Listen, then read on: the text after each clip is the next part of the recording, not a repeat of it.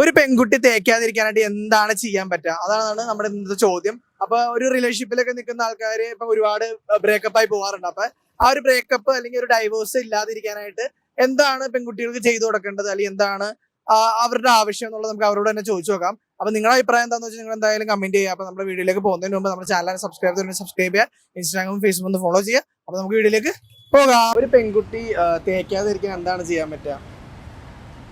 I mean breakup ആവാതിരിക്കാൻ, divorce ആവാതിരിക്കാൻ വേണ്ടി എന്താണ് relationship strong ആയിട്ട് ചെയ്യാൻ പറ്റുക? ആവേണ്ടത് റിലേഷൻഷിപ്പ് എന്ന് പറയുന്നത് ആളെ കൂടുതൽ പ്രൊട്ടക്ഷൻ ചെയ്യാം, ആൾക്ക് വേണ്ടത് ചെയ്തു കൊടുക്കുക, ആളെ ആഗ്രഹങ്ങൾ എന്താണ് അത് സാധിച്ചു കൊടുക്കുക.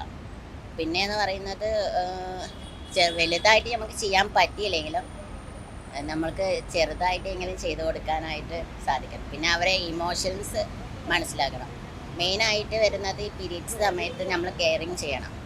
ഏറ്റവും കൂടുതൽ ആ ഒരു സമയമാണ് വേണ്ടത്.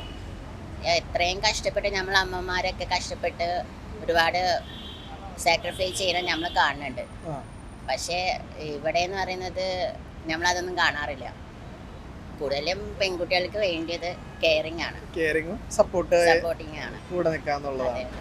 ഒരു പെൺകുട്ടി തേക്കാതിരിക്കാൻ എന്താണ് ചെയ്യാൻ പറ്റുക?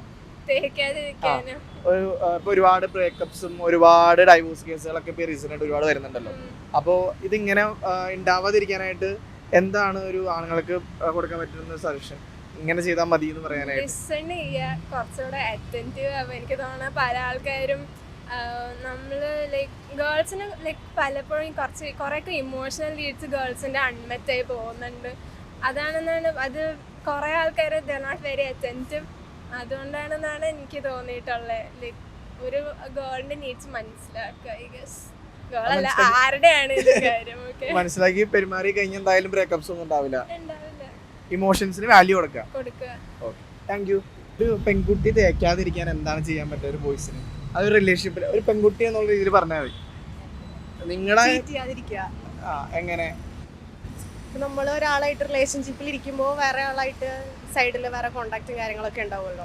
അതായത് ഓപ്പോസിറ്റ് നിൽക്കുന്ന ആള് ചിലപ്പോൾ അറിയുണ്ടാവില്ല. അപ്പൊ അത് നമ്മൾ അറിഞ്ഞുകൊണ്ട് ചെയ്യണ ചീറ്റിംഗ് അല്ലേ? ലോയലായിട്ട് നിൽക്കാന്നുള്ളതാണ്. അതെ, ലോയലായിട്ട് നിൽക്കുക.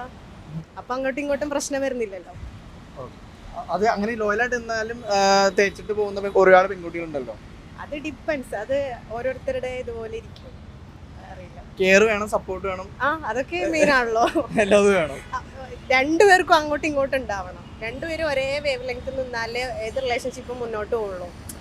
ഒരാൾ നല്ലപോലെ സപ്പോർട്ട് ചെയ്ത് ഒരാൾ നല്ലപോലെ കെയർ ചെയ്ത് ഓപ്പോസിറ്റ് നിൽക്കുന്ന ആൾക്കൊന്നും ഇല്ലെങ്കിൽ പിന്നെ നമ്മള് അങ്ങനെ ചെയ്തിട്ട് കാര്യമില്ലല്ലോ. ഇപ്പൊ റീസെന്റ് ആയിട്ട് ഒരുപാട് പേര് ബ്രേക്കപ്പ് ആവുന്നുണ്ട്, ഡൈവോഴ്സ് ആവുന്നുണ്ട്. അതിനുള്ള റീസൺസ് എന്തായിരിക്കും? ഇതേപോലെ ലോയാലിറ്റി പോയതുകൊണ്ടായിരിക്കും? ചിലപ്പോൾ അഡ്ജസ്റ്റ് ചെയ്ത് പോകാൻ പറ്റാഞ്ഞിട്ടാവും, ചിലപ്പോൾ മേ ബി ചില ബന്ധങ്ങളും പോണത്. പിന്നെ ഓരോരുത്തർക്കും ഓരോ അവരുടേതായ ഇഷ്യൂസ് ഉണ്ടാവുമല്ലോ. ഒരു പെൺകുട്ടി തേക്കാതിരിക്കാൻ എന്താണ് ചെയ്യാൻ പറ്റുക?